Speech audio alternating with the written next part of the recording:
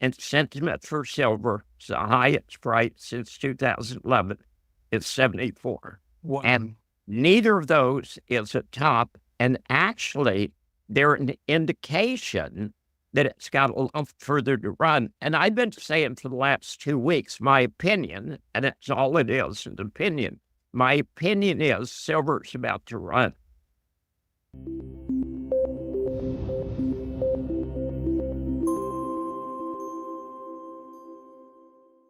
Hey, Bob, what's going on? How are you? You know, it's really cool. You just gave me a pitch for my website. Bob Moriarty, 321 Gold. How are you? Really? No, just say it again. Bob Moriarty. No, the way you started, we're going to go in 3, 2, 1. That's right. Very good. You got it absolutely correct. Okay, we can end the interview. Yeah, that's how so everybody knows it's going to be listening now. That's how I start every interview is 3, 2, 1, we're going. That's very clever. So, black swans everywhere, but let's start with a good subject here. Well, I don't know if it's good. Let's talk about the rise of... Oh. I can answer the question, and you haven't even asked the question. Now, would you like to know the answer? Yeah, give me the answer first. You do not want to live in a world of $5,000 gold. Yes, that's a good answer. No, that's a terrible answer. That's a terrible answer. We're going. But gold is, it corrects very briefly and momentarily, and then we just keep on marching. It's like a death march almost. No, don't use that word. Yeah, it's like a march up to heaven. Very good. What are your thoughts on the strength of this? Yeah, what are your thoughts on the strength of this? What do you think? I write in my books and say you don't have to know anything about investing to make money, because the interest rates, the value of the U.S. dollar, currencies don't make any difference. What does make a difference and what moves every market is sentiment. And I have for years made some fairly good calls just using sentiment. So before we started, I looked up for the sentiment for gold, silver, episode yesterday. Let me interrupt you. To everybody listening. Yes, you have. Absolutely. And I will remember several instances going back to 2004 where you literally published on your site, "It's getting too frothy here," and I paraphrase, "I'm solo selling my gold stocks." You said that. So go ahead. Yeah, but truly, and I highly encourage people to read my books. I've made the electronic versions very cheap, but sentiment moves markets. Now, I have been busy this week, and I keep track of the sentiment daily, and I haven't been able to do it because I was busy. So when we started chatting here 5 minutes ago, I looked up sentiment because we've had the nice move above 2,700. We've got silver up to $33, and I wanted to see how high the sentiment was. Now, did you answer? I think I asked you, what do you think it should be? Sentiment? I think it should be really, really optimistic right now. Yeah, that's crazy. Well, no, it's not crazy. I mean, here's the problem. There are too many flim-flam artists out there who say dollar up, gold down, stock market up, gold down, stock market down, gold up. And it's bullshit. Okay? Right. It's sentiment that moves markets. Now, if you go back to April 25th of 2011, I called the top in silver to the day. Yes, he did. The Yes, you did. sentiment was higher than it was on January 21st of 1980.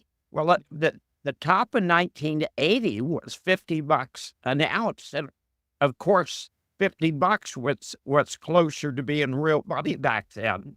So you go forward 30 years, you got a higher DSI, and it was top. And of course, it dropped.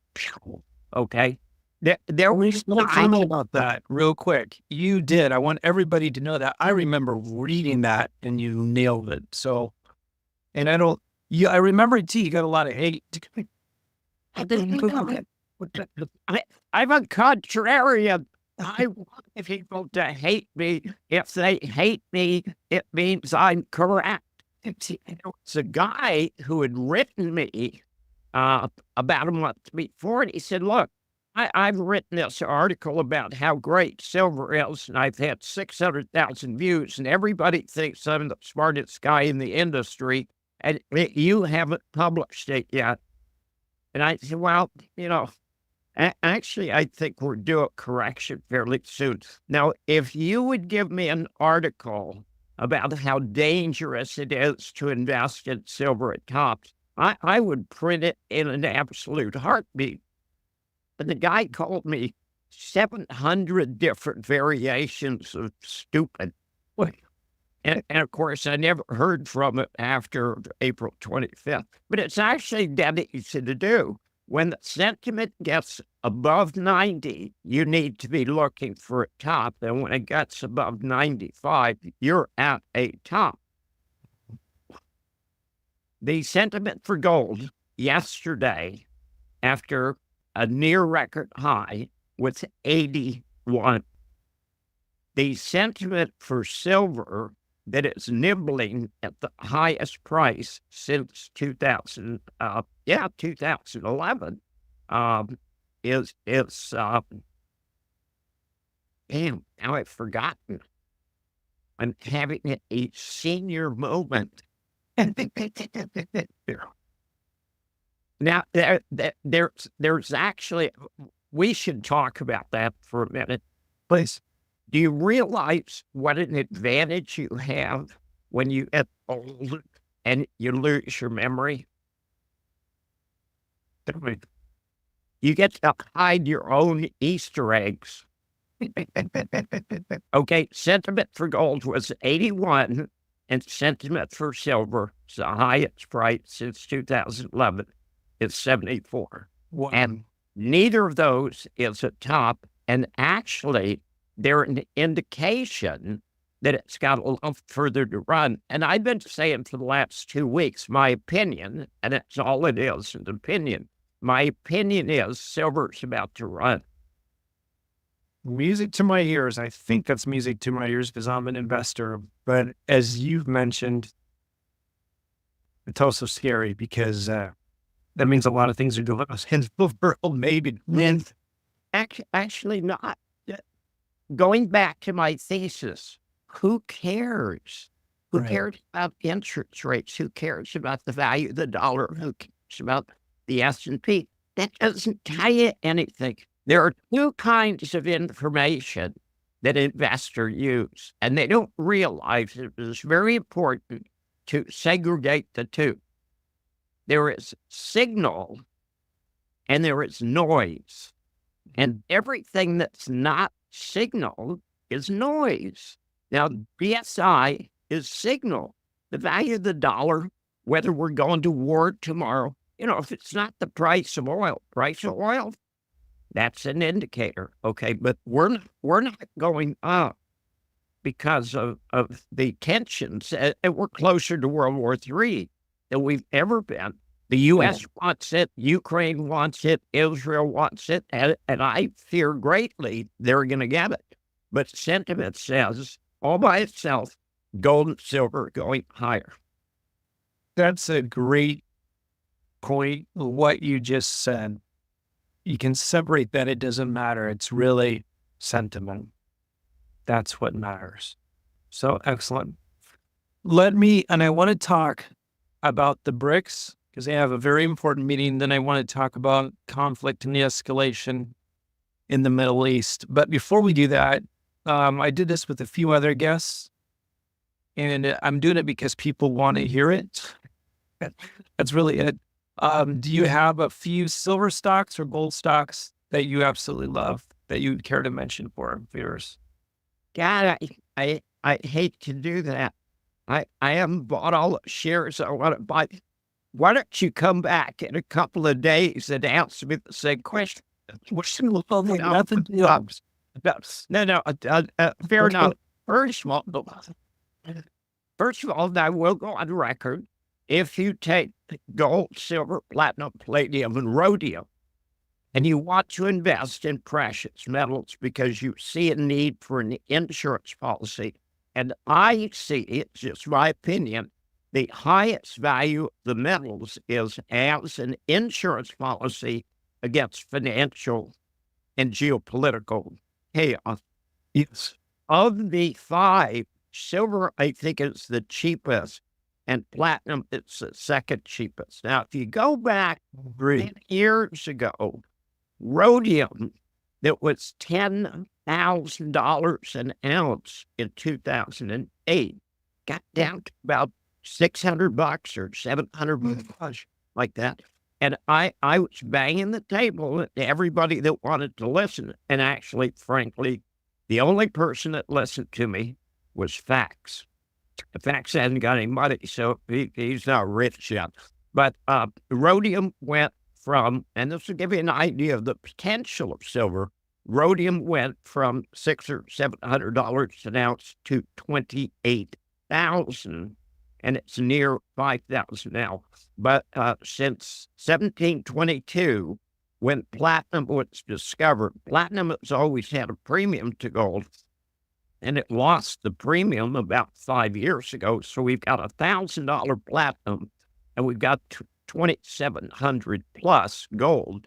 So silver is the cheapest of the five, and platinum is the second cheapest of the five. And frankly, anyone who doesn't have an insurance policy against financial chaos right now, you're missing the boat. Good luck, Captain. You're going to be out at the airport when your ship comes in. Couldn't agree more.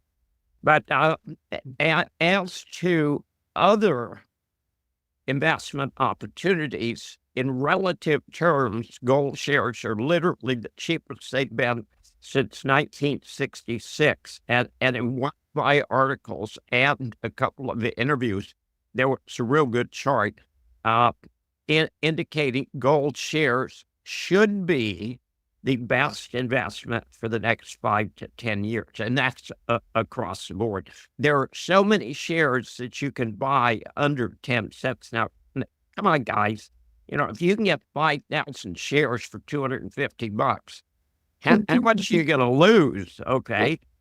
All right. Of course, you're going to lose it on every other investment. Now, there's a lot of excellent stocks at very cheap price. Now then, my favorite, two favorites right now, and I'm cutting my own throat to say this, are Sitka Gold that has drill results coming out next week from a 680-meter intercept at a valley-style project in Yukon. And I think that people that I've talked to indicate they see the potential for 10 to 40 million ounces of gold. That's huge. Yeah. That's huge. Well, Snowline, which is up there, has exactly the same kind of deposit. It has a 7 million ounce resource. They've done that in 2 years. So it's not only possible, frankly, I think it's probable, because it's an identical deposit to Snowline, except Snowline, the glaciers scraped the top off of Snowline and didn't scrape the top off of Sitka. So they're going to come out with results next week. They announced that hole, I think, on the 11th of September. 680 meters of mineralization, 40 examples of visible gold. And quite bluntly, that's a deal. The shares have doubled in the last month, but I think they're still cheap. Now then, and that's where I'm cutting my throat, and I'm actually doing an interview with the president of a company in an hour. Quentin Henney got in touch with me, and he said, you need to take a look at Altamira Gold in Brazil with I think it had a 20 million market cap, and it looks like 1 million ounces already defined, which would give them $15 an ounce U.S. per ounce gold. And it's the same kind of deposit at Snowline, same kind of deposit at Sitka. And, if you can get this, Snowline, I think, has an $800 million market cap. So if you can get into exactly the same kind of deposit with a $26 million market cap, that's, there's a, do you speak Spanish? There's Spanish. No. No. Put it in your translator or something. Spanish term for it is called El Gordo Dilo.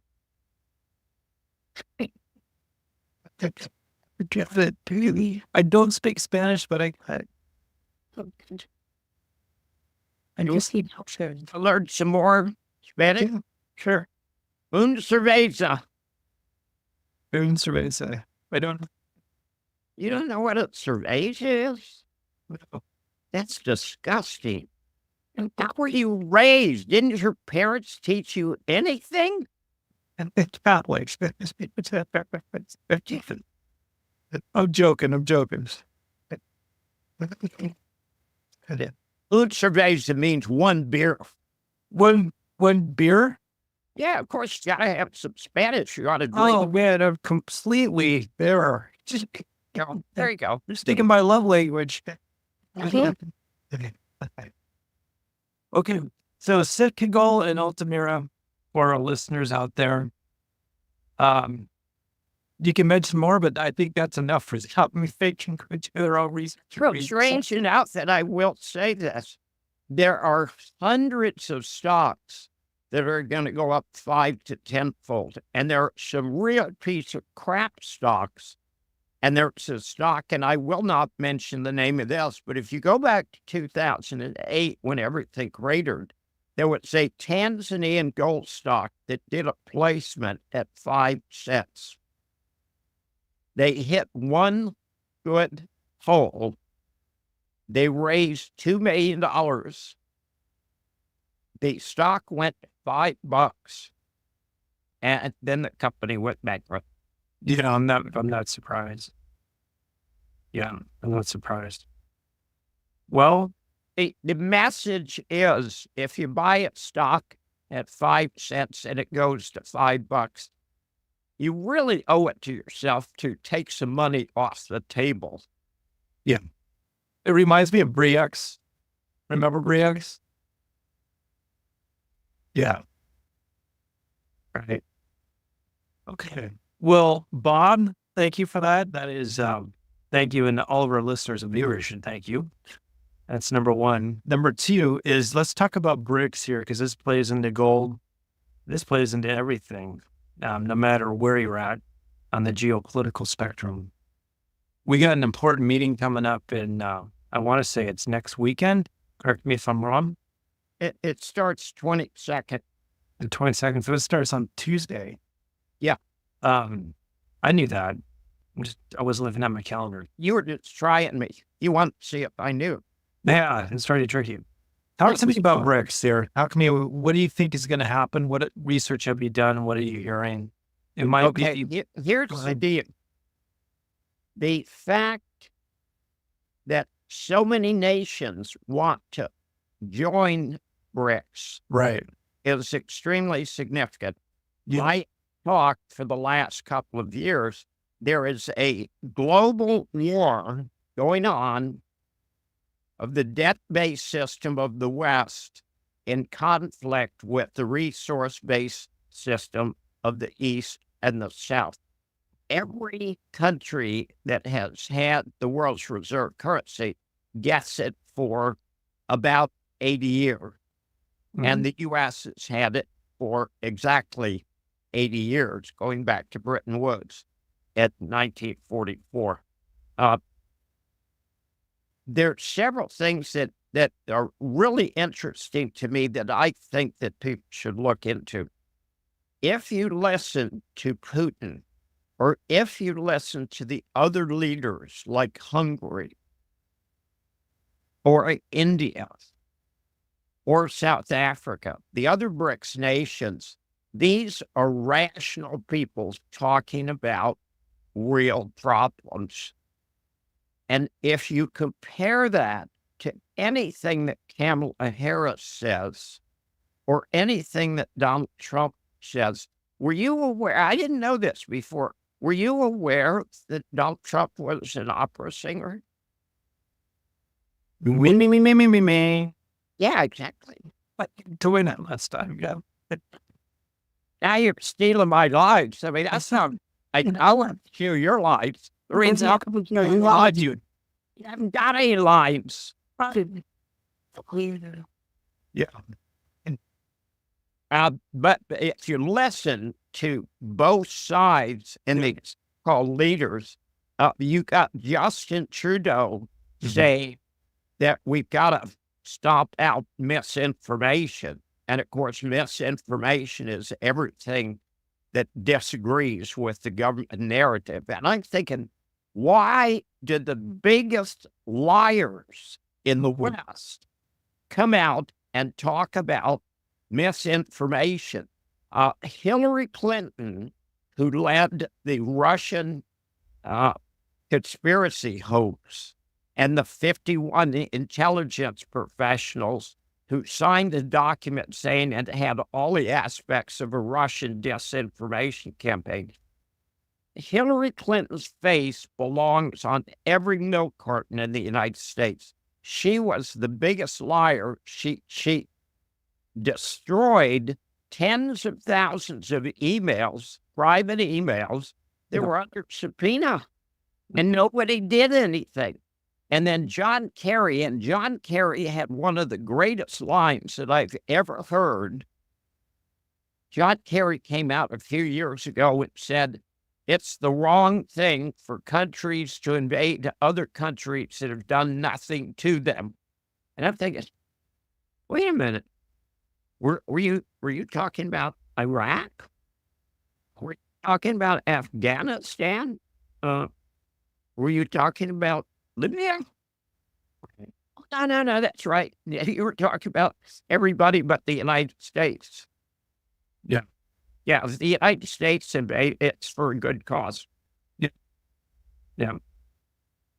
Yeah. So let's go back to all these countries want to get into BRICS. And that's what, I guess, where do we go from this? It seems like... No, that's exactly the way to put it. Now, if you have a dysfunctional, failing economy, financial system, the beauty is all you have to do is change anything, okay? Right. You don't need to do anything right. You just have to change what is wrong. And maybe by accident, you'll get something correct. And I'll be candid, I've watched a lot of stuff coming out of BRICS. And frankly, I think those guys have a clue. Some of the stuff I don't totally disagree with. I'm not a fan of central bank digital currencies, and I'm certainly not a fan of cryptocurrencies, which cryptocurrencies is actually pronounced kleptocurrencies. Very few people know this. The French Revolution started in 1789. The first currency that they used was the assignat, and they printed them like crazy, and it blew up their economy because they had so much inflation. So by 1795, they went to the mandat, M-A-N-D-A-T, and of course it did the same thing. And then a French colonel named Napoleon shot a bunch of people. And believe it or not, all of the wars that France fought going up to the Battle of Waterloo, they financed internally, because the very first thing that he did was to go back to gold and silver. And I'll be candid, the BRICS are making a mistake if they don't go back to gold and silver. Now, I think there will be a currency that it won't be backed necessarily by gold, but it'll probably be convertible. Yeah. So that's really part of the big story, I think, in the rise of gold and the rise of silver recently. When I say it's been years. Look who's buying it. All the central banks, the BRICS. No. The Russians, the Chinese. Russians. Yeah. They know what's coming. Okay. Yeah. I mean, if you want to be a good, profitable investor, watch what Buffett does and then duplicate him. Now, what is Warren Buffett investing in right now? I don't know, but I know he's the best. Yeah, you do. You just don't realize you do. Well, let me ask the question a different way. What is he not investing in? He's not investing in crypto. What is he selling? I'm embarrassed. I don't know. He's selling Bank of America and Apple with both hands. I did know that. I take that back. Yeah. I saw that recently. Him selling Bank of America and Apple. And Apple to the tune of hundreds of millions and billions and billions and billions of dollars. He's sitting on the biggest cash hoard he's sat on. And interestingly enough, we go back to gold. Do you know what his father believed about gold? Is it a barbaric relic, or did he like it? No, absolutely. His father was a big supporter of gold. Now, his father, I think he was a representative, but he was either a representative or a senator from Nebraska. And I find it absolutely bizarre that one of the greatest investors in history is kind of Yeah, that is weird. That's really weird, and that always confused me. About Buffett, I knew that he was sitting on a pile of cash, and I read this was, I don't know, 3 months ago, in an interview, he's said more cash than he has ever had. Yeah, I thought that was interesting. So, well, he sees it coming. I mean, by every metric, the stock market is higher than it's ever been. And I look at that as a very dangerous thing because it's an indication of inflation. There is so much money floating around, and the smart money is moving into gold and silver. And I think, and again, it's just my opinion, with the DXY at 74 and a price of silver today at 33, we could see $50 in short order. We could see higher than that, because you got to remember, go back to 1980, and the very top was on January 21st. Gold hit a high of $8.75, and silver hit $50.25, and then it plummeted. But we've gone from $800 gold 44 years ago to $2,700 gold, and the price of silver is about 60% of what it was 44 years ago. So silver could run, and I believe I'm always looking for surprises. When rhodium went from $700 to 28,000, even I was surprised, and I was one of the very few people even talking about it. Yeah. Yeah, I agree. I think it's going to happen really, really quick. Interesting. It's just so interesting. We lived in some crazy times, which I wanted to bring up and discuss with you conflict here. I was active on Twitter.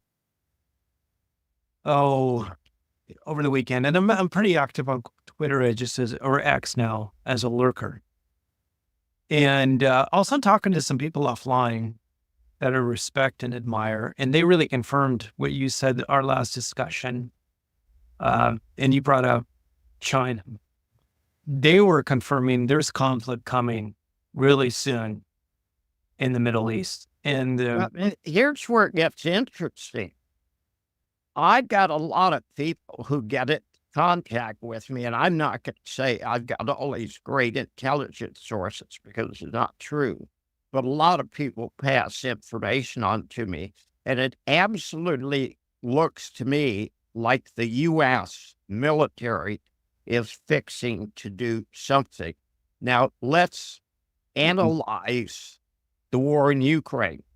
yeah, On December 21st of 2021, Putin went to NATO and the U.S. and he said, look, we want a guaranteed security. We want you to enforce the Minsk II agreement, and we want guaranteed security of our borders because you guys said you were going to do it. You said you weren't going to move NATO to the east, and now it's 15 countries ago, and you said that you were going to stop shelling people in the Donbass region. And he was totally ignored. So the real key wasn't when he invaded Ukraine. The real key was 2 months before when he said, hey, guys, we don't need to do this. We want secure borders. And if you go back to November of 1962, we had a world leader who said, we want secure borders. You got any idea who that was? JFK. JFK. So we want secure borders. And what nobody was taught, and very few people know, to end the conflict between the USSR and the U.S., the USSR agreed to remove the missiles from Cuba, and nobody talks about the fact that the U.S. agreed to remove missiles from Turkey. Okay, so rather than that being a totally rah-rah American victory, it wasn't that at all. It was a reasonable compromise. And Ukraine actually lost the war in the first month and sat down and came to terms in Istanbul in a peace conference that nobody knew was taking place. And Boris Johnson managed to queer the deal. And interestingly, I never mentioned this on any other interview. The guy who was in charge of the peace negotiations went back to Ukraine, and he was assassinated by the Ukrainian Nazis for having negotiated this peace agreement. But Ukraine actually recognized that they lost the war in March of 2022. And I think an accurate number of dead Ukrainians since then is about 1 million people. I mean, this was the dumbest war probably in recorded history. The U.S. stands to gain nothing from it. Germany stands to gain nothing. Germany actually blew their economy up because Schultz was in Washington and agreed to allow the United States to blow up the Nord Stream pipeline. That was a $30 billion act of terrorism. It was the biggest financial terrorism in world history. And the Danes have just come out literally in the last week or two and said, oh, by the way, the USS Kearsarge was overhead a few days before the pipeline blew. Now, the Danes and the Swedes, of course, knew exactly who blew it up. And I published a piece. I think the pipeline blew up on September 26th, and I think October 5th or 6th or 10th, I wrote a piece and said, hey, this clearly was an American attack, and the USS Kearsarge. And how much do you know about military ships? Not as much as you. Not very much. Okay. the USS Kearsarge has a internal swimming pool, as it were, so they can literally drop amphibious vehicles out. So if you wanted to go over the pipeline and put divers down, Kearsarge is a perfect vehicle for doing it. But that clearly was an attack. If anybody who doesn't believe it, it's calling Joe Biden a liar, because Joe Biden said he was going to eliminate the pipeline, and calling Victoria Nuland a liar. Of course, calling Victoria Nuland a liar is like saying there's no Santa Claus. She lies about everything all the time, but she said, we're going to put a stop to the pipeline. That's the only time she ever told the truth in history. Yeah. Right. Yeah. No, I agree exactly with everything that you said. And what a dumb war. And I heard now that they're discussing bringing, drafting 16-year-old Ukrainians, 16-year-old Ukrainians to fight. They're not fighting. When I was in Vietnam, we were fighting people who were in uniforms and trained and were military. Luckily, I was right on the DMZ, so we didn't have Viet Cong around us. Okay, if you go down to Da Nang and south, there were a lot of Viet Cong, and these guys were farmers during the day and VC at night. But in the DMZ and Northern I Corps, we were fighting uniformed soldiers. We didn't go out and kill women and children, because that doesn't accomplish anything in a war. At the end of a war, in theory, you've got to get along with the person that you were in conflict with. Mm-hmm. So you only attack legitimate military targets. And this idea of drafting women and drafting 16-year-old kids and just putting them into a meat grinder, those people are being slaughtered. Now, I'll give you, I think these are accurate numbers. I think 1 million Iranians, you just started. And I think about Iranians. 1 million Ukrainians have died, and I think about 70,000 Russians. He only lost 58,000 Americans in Vietnam, and that was out of 3.5 million people who served.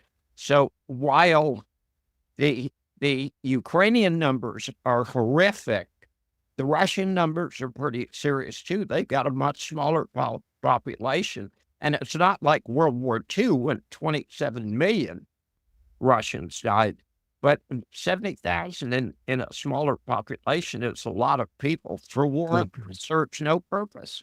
Yeah. No, it breaks my heart.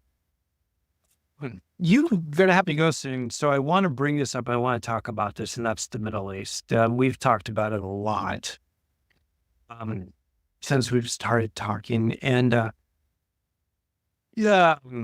am just really concerned here because I'm hearing that Israel is going to go after Iran the oil fields here, and I want to know what your thoughts are, what you think here, and if we're continuing to be at the precipice over in the Middle East. Jim Rogers has participated in numerous war games, and in 100% of the war games, they ended up nuclear. Let me start off by saying something that I wanted to say. If you go to any interview that I've ever done, the very first day or two, the replies are very positive, but there is organized, paid group, paid by the Israeli government, to go out and attack everyone who criticizes Israel.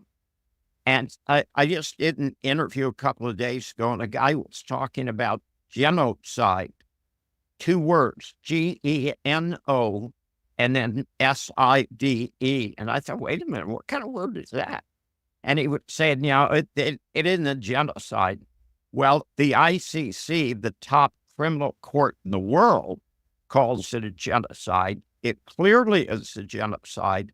It is mass murder. You can go see dozens of videos of the IDF shooting in cold blood women, children, people carrying white flags, kids playing on the beach, kids playing soccer. It is the most evil thing I have ever seen in war. And there are wars like going into Iraq, okay? The United States killed hundreds of thousands of people. And the difference is not necessarily the number of people killed.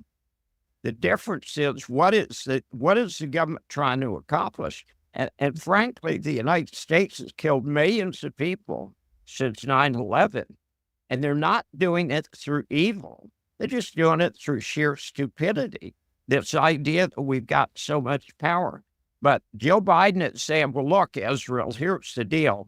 You've been withholding rations to northern Gaza.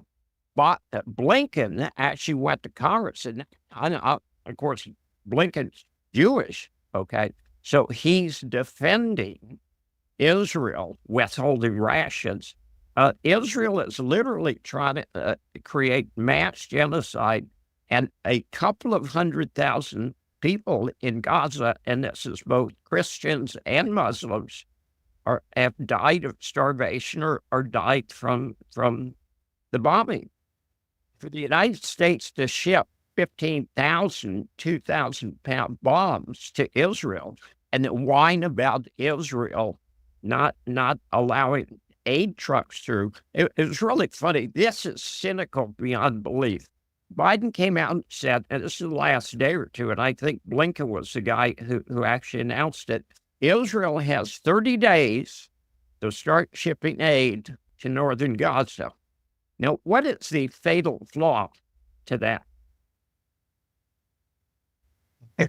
God is going to be no more because nobody's going to be alive after 30 days. Who are going to feed?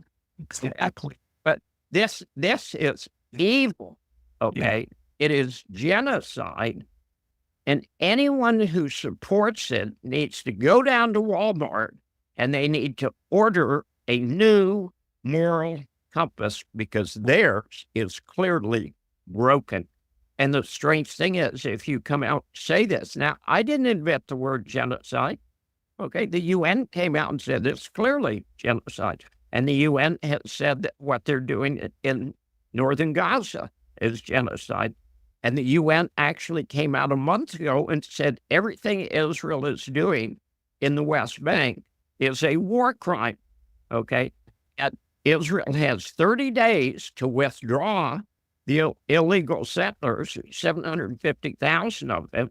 So Israel and the United States have been violating international law literally for 80 years and getting away with it.